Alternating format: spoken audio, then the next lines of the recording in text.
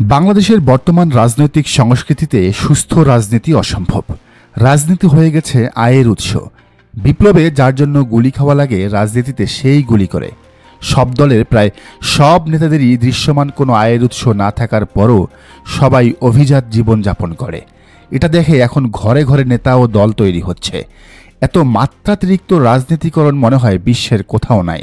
রাজনৈতিক সংস্কারই পারে এই অবস্থার পরিবর্তন করতে। কিন্তু এই ঘটনার পর আমি মানসিকভাবে ভেঙে পড়েছি। যে আশায় ছিলাম তার কিছুই নাই। তাই আমার পক্ষে এই মানসিক অবস্থা নিয়ে রাজনীতি করা অসম্ভব। কারণ দিন শেষে নিজেকে জিজ্ঞেস করি, যা করছি সঠিক করছি তো? আমি উত্তর পাই না, বরং লজ্জিত আর বিক্ষুব্ধ হয়েছি। এইসব অমানুষ, খুনি, বাটপার, চাঁদাবাজ, ছিনতাইকারী নরপশুদের জন্য এত বছর ত্যাগ স্বীকার করি নাই। আমি সাদমান নাজিব, জাহাঙ্গীরনগর বিশ্ববিদ্যালয়ের ছাত্রদলের আহ্বায়ক কমিটির সদস্য। আমার পক্ষে এই মানসিক অবস্থা আর এই পরিস্থিতিতে রাজনীতি করা সম্ভব নয়। আমি আমার পথ থেকে পদত্যাগ করলাম। না, আমি ভবিষ্যতে কোনো ধরনের রাজনীতির সাথে যুক্ত হব না। এই লেখাটি ছাত্রদল নেতা সাদমান নাজিবের, যিনি সম্প্রতি মিটফোর্ডের ঘটনায় নিজ দল থেকে পদত্যাগ করেছেন। শুধু সাদমান নাজিব নন, বিএনপি থেকে পদত্যাগের হিড়িক পড়েছে ওই ঘটনার পর।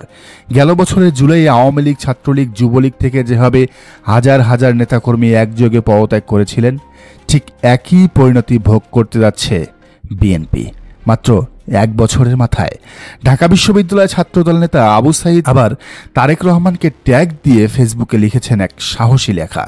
নিজের পদত্যাগের কারণ হিসেবে তিনি লিখেছেন, আমি বাংলাদেশ জাতীয়তাবাদী ছাত্রদল থেকে নিজেকে বিরত ঘোষণা করছি কয়েকটি কারণে। এক, বাংলাদেশ জাতীয়তাবাদী ছাত্রদলের মাদার সংগঠন বাংলাদেশ জাতীয়তাবাদী দল বিএনপি মূলত একটি পরিবারতান্ত্রিক দল, যে দলে কাউন্সিলের মাধ্যমে কখনো দলের চেয়ারম্যান নির্বাচিত হয় না। মানে তারেক রহমানের পর তার মেয়ে দলের প্রধান হবেন। যে দলে গণতন্ত্র নেই, সেই দল বাংলাদেশের মানুষকে কিভাবে গণতন্ত্র উপহার দিবে? একজন নেতা বা কর্মীর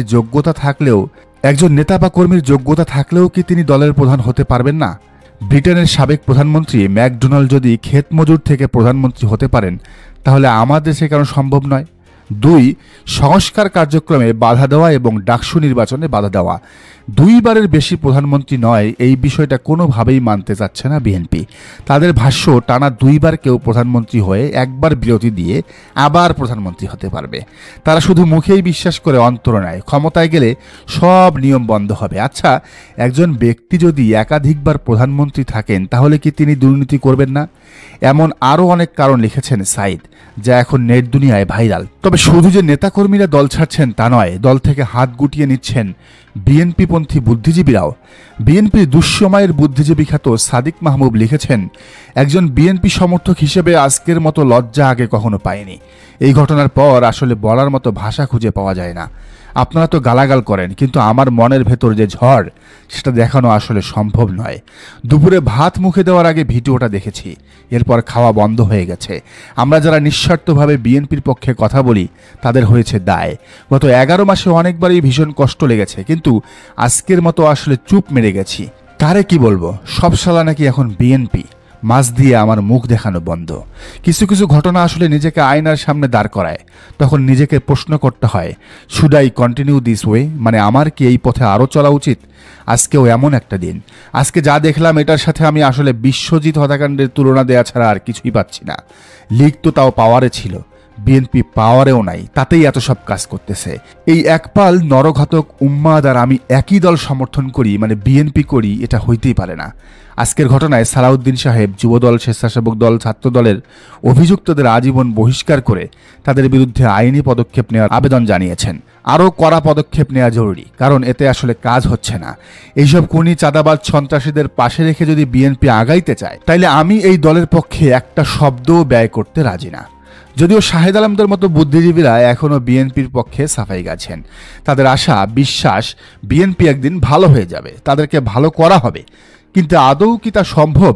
যারা মিটফোর্ডের ঘটনার প্রতিক্রিয়ায় বিএনপির প্রতি চাঁদাবাজি বন্ধ, কর্মী নিয়ন্ত্রণ এইসব বলে যাইতেছেন, তাদের দেখে আমার হাসি পায়।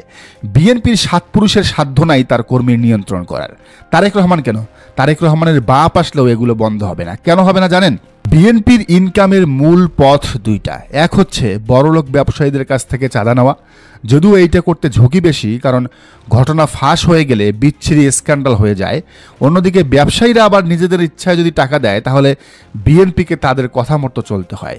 ইনকামের সবচেয়ে বড় সোর্স এবং দ্বিতীয় সোর্সটা হলো স্থানীয় পর্যায়ে নেতাকর্মীদের অন্যায় অপকর্ম করতে দেওয়া এবং রাজনৈতিক প্রভাব ব্যবহার করে তাদের আইনের হাত থেকে আশ্রয় দেওয়া।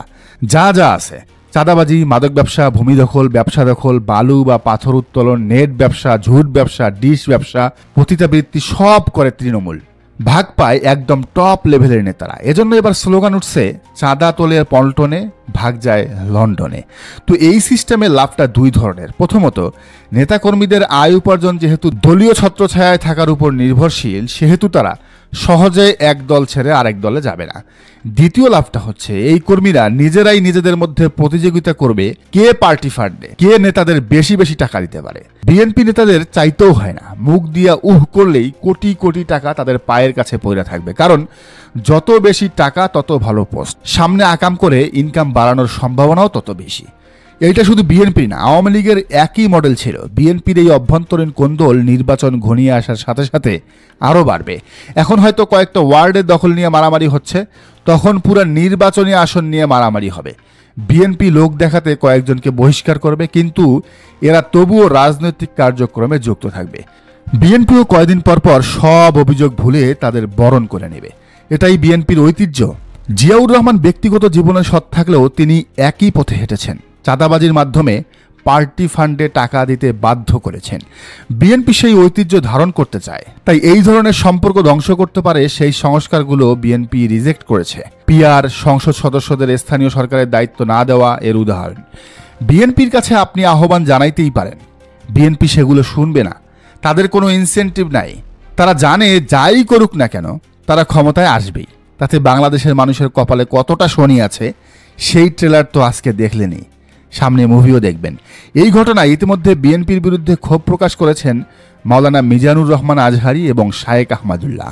জামায়াতের আমির ডাক্তার শফিকুর রহমান বলেছেন, সব ভয় ডর ভুলে বিএনপির বিরুদ্ধে আওয়াজ তুলতে মাঠে আছে ছাত্র জনতা।